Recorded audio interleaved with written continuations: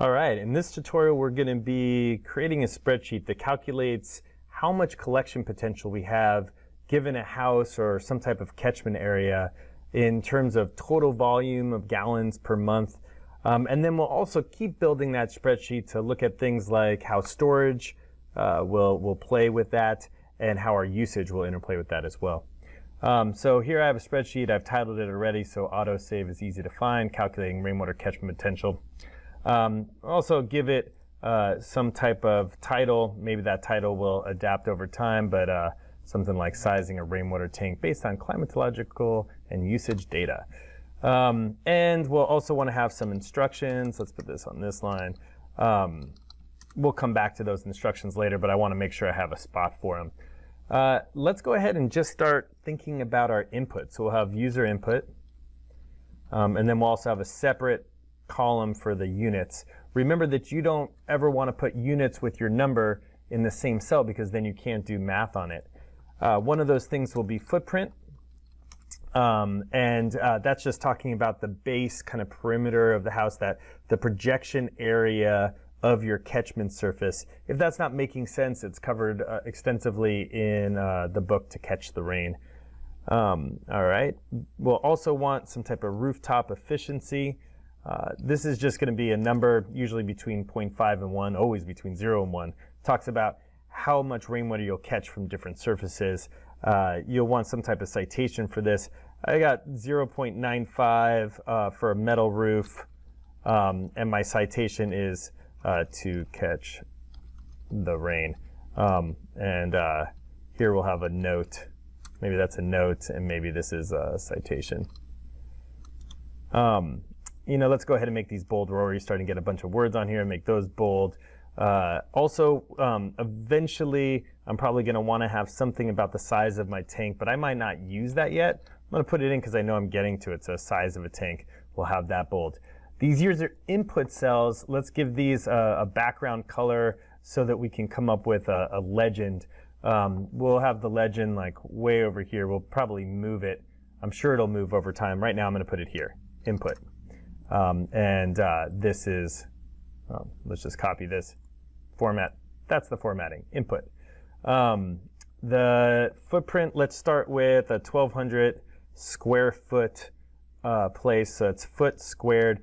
You could just leave it like foot squared, but if you want to be fancier, there's a bunch of different ways to do it. I have another tutorial on that, shows you how to get all of these different symbols. So for instance, we could take this one here and put it there like that. So looks a little cleaner. Foot squared, great. There is no units for efficiency. Size of the tank, we're not going to do that yet. We'll come back to it, but we will have it in gallons.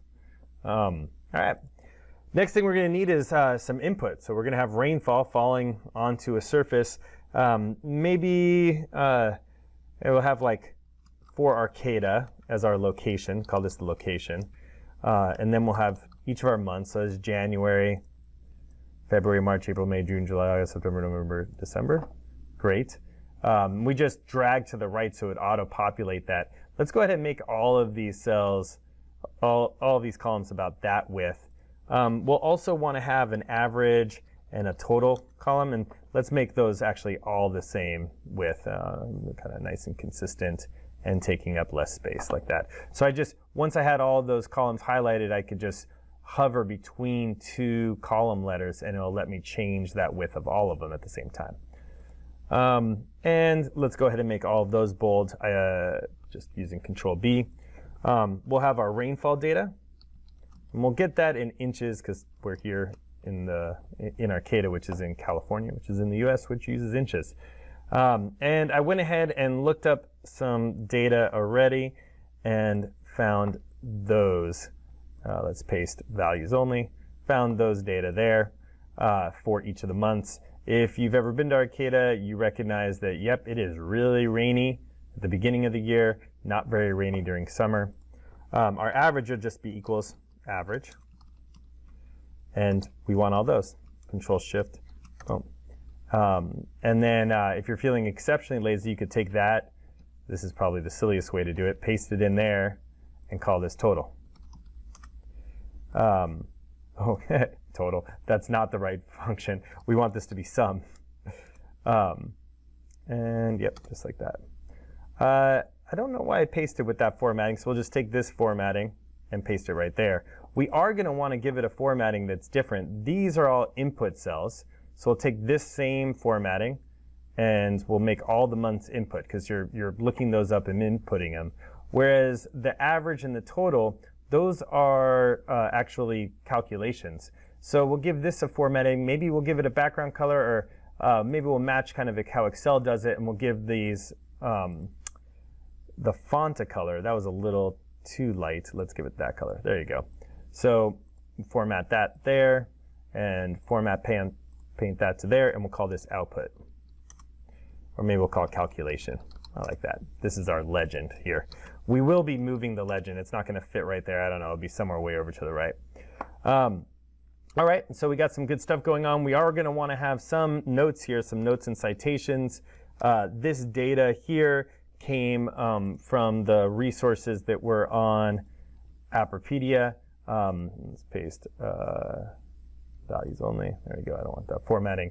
In fact, let's make this formatting here italicized, and we'll also make this color kind of like a dark gray. So it's just a little bit lighter, and we'll format paint that to here, and we'll call these explanatory. Explanatory. Is there an I in there? I don't know. I'll come back and figure that out later. So now we get to the pretty complex math part of it, which is our collection capacity. Collection capacity. This is the most we could catch from that rain on our roof, and we want that in gallons. I'm going to go ahead and justify both of these, and when I do that, you'll see that it kind of no, that's perfect. If it cuts off on you, what you can do is click this. This allows you to wrap or to clip. If you had it clipped, you wouldn't see that end. We want it to just go straight through, call that overflow. So now we have our calculation. And I suggest doing this on paper first. The calculation is based on something called VRAKE, volume equals rainfall in inches, times our collection area, times some conversions. There you go. Our conversions are going to be 1 foot per 12 inches and 7.48 gallons per cubic foot. Those two things convert us all into cubic feet, and then this into gallons. And then we need our rooftop coefficient. So that's the formula. We will make that italicized, and we'll also make that darker gray. Oh, maybe a little bit darker. There you go. And so the way that formula looks is rainfall. Okay, here's our rainfall in inches. Times our collection area in square feet. That's that. Times we need some conversions. So I'm actually going to stop that, and over here I'm going to put some conversions. So conversions, and assumptions. I don't know if we need to make any assumptions, but I'll put them there. Conversions and assumptions. We're going to need that 7.4 gallons per cubic feet and the 1 foot per 12 inches. So 7.48. That is gallons per cubic foot. And again, you could just use the caret cubic foot, or you can use this, which says, I could copy that, or I can try this other one where I type in Alt 0179. So here we got Alt 0179, let go, and there's my foot cubed. Great. And we also have 12 inches per foot. And I'm sure we'll have more. For the meantime, that'll work. Make this top one bold. We'll make all of those, I don't know how many we'll have, we'll make those all italicized, and the dark gray. That means it's explanatory. Great. So now we can come and say equals rainfall in inches times my collection area. Great. Times, notice that it's 1 foot per 12 inches. So what I'm going to do is say 1 divided by this. That inverts this so that I have my 1 foot per 12 inches that I wanted, times 7.48. Great, there's that. Times my roof coefficient, which was this one here. Cool. The good news is I already have an answer. It's let's make this a little bit less decimals here.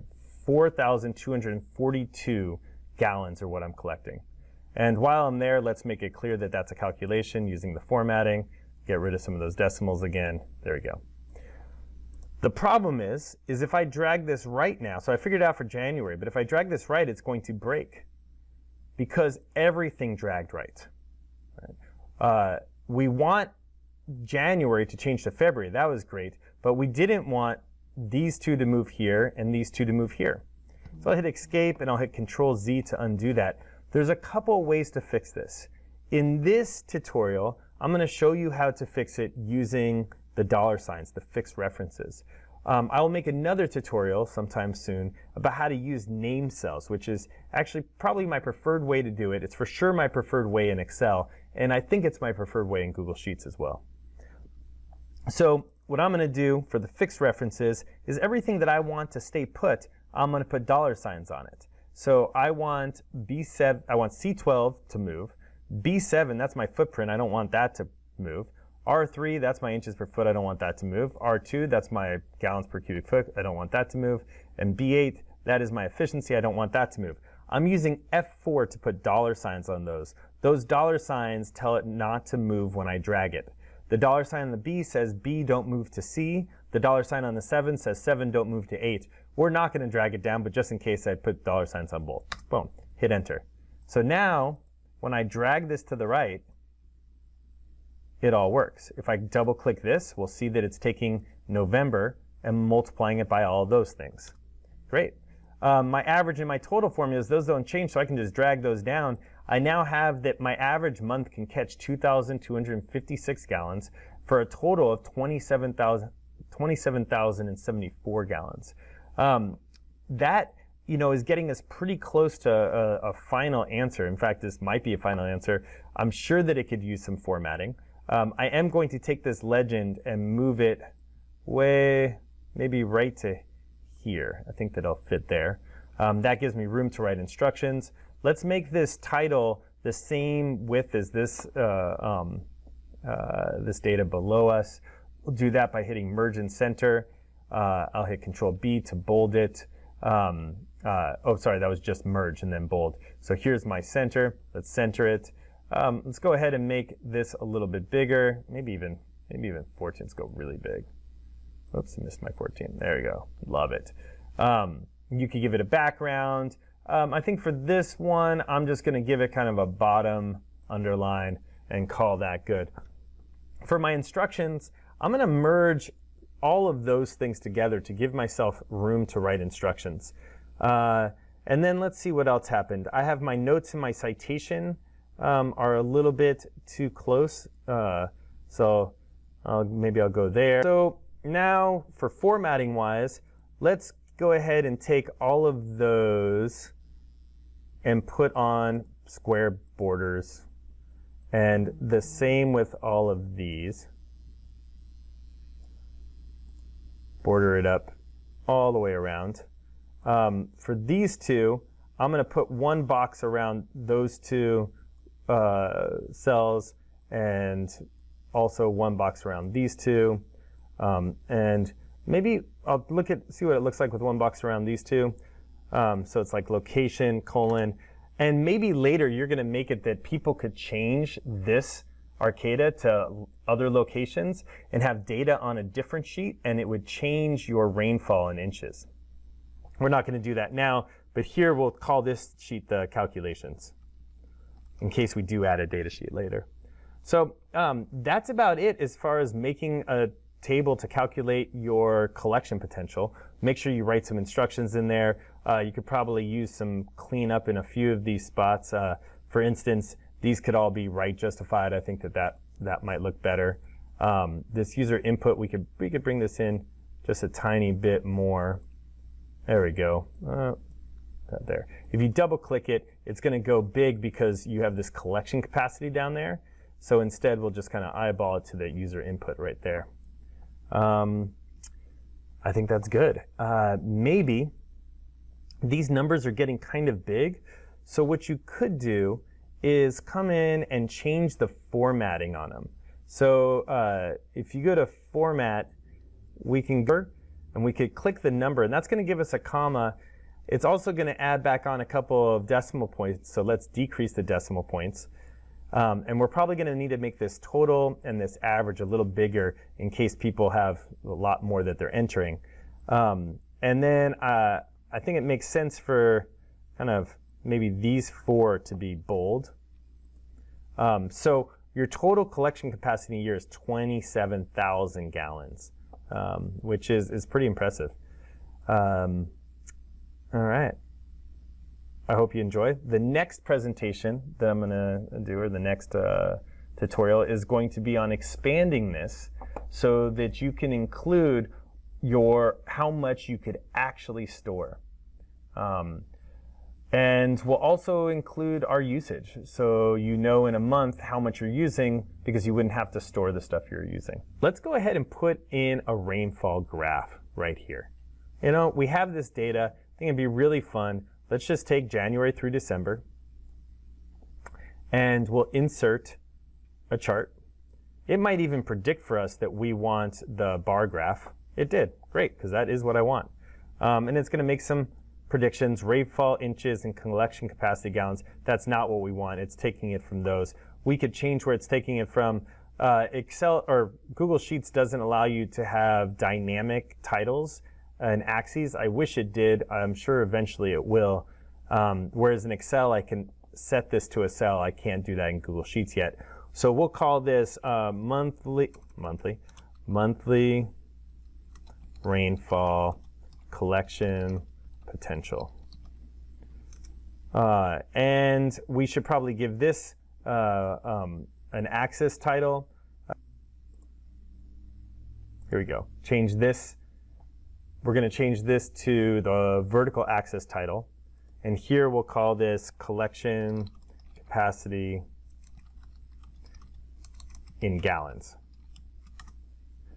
Great. I don't think we need Arcata. For sure we don't need that, because that might change. And we don't need to call those months. I think that people will just know that those are months, and we don't need the two different graphs. In fact, I had included the rainfall row when I selected the data, but we're not going to include that on here. You could put it on a second axis, but I think that this is just fine. It gives you a sense of how much you can collect each month. Very visual, and also kind of an interesting problem if you're trying to catch water that you're using in the summer. And we'll come back and talk about that more next.